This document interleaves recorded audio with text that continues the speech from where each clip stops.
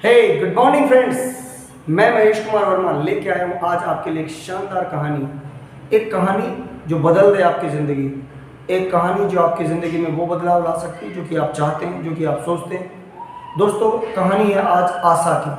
आशा, hope. ज़िंदगी में आशा क्या शक्ति दे सकती है, हमारे जीवन में क्या बदलाव ला सकती है, जो जीवन में होने वाला लगता ही नहीं है उसको भी कैसे बदल सकती है। इसके लिए एक बहुत ही शानदार कहानी है। एक समय की बात है, एक बार एक राज्य होता है और राज्य के अंदर उसकी सेना होती है। राज्य का बहुत आराम से चल रहा होता है, सब कुछ शानदार होता है। लेकिन उसके बगल का एक राज्य था जो कि बहुत बड़ा था, उससे कम से कम 100 गुना बड़ा था। और 100 गुना बड़े राज्य की सेना को लेके एक दिन उसका राजा जो था वो सेना के साथ आ गया। और वो राजा जो था उसने भयंकर उसके इस राज्य के ऊपर आक्रमण कर दिया। जैसे उन्हें पता चला कि आक्रमण कर दिया गया है तो सेनापति इस्तीफा दे के भाग गया। सेनापति वहाँ से गायब हो गया क्योंकि राज्य की सेना जो थी बहुत छोटी थी और उसके मुकाबले वो सेना जो थी करीब 10 से 15 गुना बड़ी थी। साथियों, सेना का सेनापति जब भाग गया, राजा एकदम घबराया। बड़े बड़े मंत्रियों के पास गया, प्रधानमंत्रियों के पास गया, बुद्धिजीवी वर्ग के पास गया और बोला कि आप एक बार मेरी सेना के सेनापति बन जाओ और आज आप लड़ो। आज आपको मैं सीधा सेनापति का पद दे रहा हूँ, आपको ये मिलेगा, आपको वो मिलेगा। लेकिन तमाम प्रकार के उसके प्रयास जो रहे वो असफल रहे।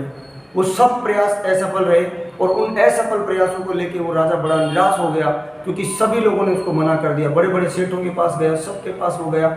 राजा बड़ा निराश हो गया। ऐसे में लास्ट में उसे कुछ नहीं सूझा तो एक फ़कीर जो बैठा हुआ था रोड के चौराहे के ऊपर, उस फ़कीर के पास वो पहुंचा और जाके उसने बोला कि आज आप मेरी बात रख लो। बोला क्या करना पड़ेगा? बोला आज आपको मेरी सेना का सेनापति बनना है और युद्ध का ऐलान हो चुका है। पड़ोसी राज्य का सेना जो राजा है वो सेना लेके आ चुका है और वक्त बिल्कुल नहीं है। आज आपको फ़कीर ने कुछ नहीं सोचा, बोला अगर आप कह रहे हैं तो हो जाएगा। राजा ने सारी स्थिति उसको समझा दी। फ़कीर सेना को लेके चल पड़ा। जो भी सैनिक बचे हुए थे उनको लेके वो चल पड़ा। सारे सैनिक घबरा रहे थे मन ही मन के अंदर। ये सोच रहे थे कि यार ये फ़कीर हमारा सेनापति बन गया, इसको न सेना चलाने का ज्ञान है, न युद्ध लड़ने का ज्ञान है, उसे किन्हीं बातों का कोई ज्ञान नहीं है और आज अगर हम उसके साथ जाएंगे तो बिल्कुल मौत निश्चित है। साथियों, सेना को लेके वो बढ़ गया और जैसे ही नगर से बाहर निकला तो कुछ हजार जो सैनिकों की टुकड़ी थी उसको लेकर बोला रुको, आप रुको यहाँ पे। बोला ये जो मंदिर है उस मंदिर के अंदर हम चलते हैं और चल के भगवान से प्रार्थना करते हैं। अगर भगवान हमें आशीर्वाद देते हैं तो फिर हम लड़ने चलेंगे, नहीं तो हम यहीं से वापस लौट जाएंगे।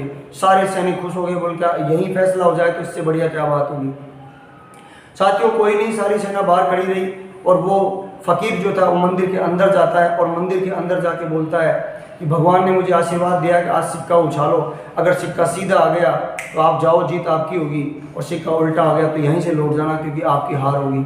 साथियों, सिक्का लेके आता है और वो फ़कीर, और उस फ़कीर ने उस सिक्के को उछाला और उछालने के बाद उसने एकदम से खुश हो गया एकदम कि बहुत बढ़िया, भगवान ने हमें आशीर्वाद दे दिया है और परमात्मा का आशीर्वाद हमें मिल गया, अब जीत हमारी पक्की है। पूरी सेना के अंदर आशा का संचार हो गया।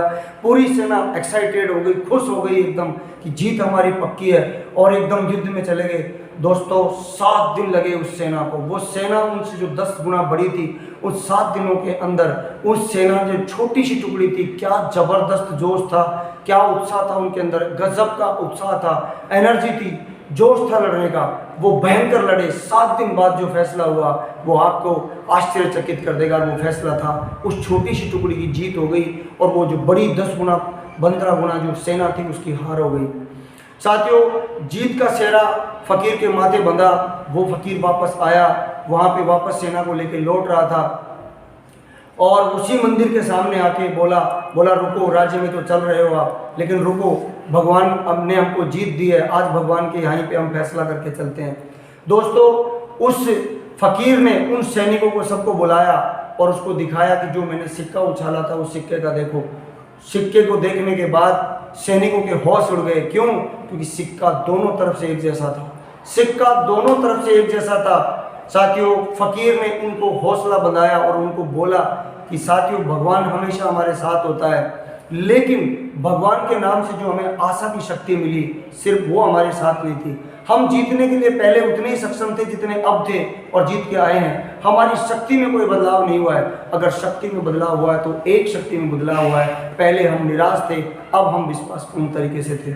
साथियों, ये आशा की शक्ति, अगर एक इंसान अगर ज़िंदगी में होप ले ले तो वो ज़िंदगी में जो चाहे वो बन सकता है, वो कोई बन सकता है। आज हमारे देश के अनेक उदाहरण हैं, विश्व के अनेक उदाहरण हैं, जिन जिन लोगों ने अपने आप पे विश्वास किया और भगवान पे विश्वास किया और एक सही आशा के साथ में, एक सच्ची आशा के साथ में काम किया, उन्होंने ज़िंदगी में इतिहास बदल दिया। तो दोस्तों, अगर ये कहानी आपको अच्छी लगी है तो इसको अपने जीवन में उतारिए और अपने जीवन में जो बनना चाहते हैं वो बन जाइए, क्योंकि जो दोस्तों जीवन मात्र एक मिला है आपको, एकमात्र जीवन है। इस एकमात्र जीवन का एक एक पल, एक एक क्षण आपके लिए है और अगर आप उसमें आशावादी हो सकते हैं तो जीवन में क्रांतिकारी बदलाव ला सकते हैं और विश्व में एक महान आत्मा बन सकते हैं आप। तो बहुत बहुत धन्यवाद, थैंक यू वेरी मच।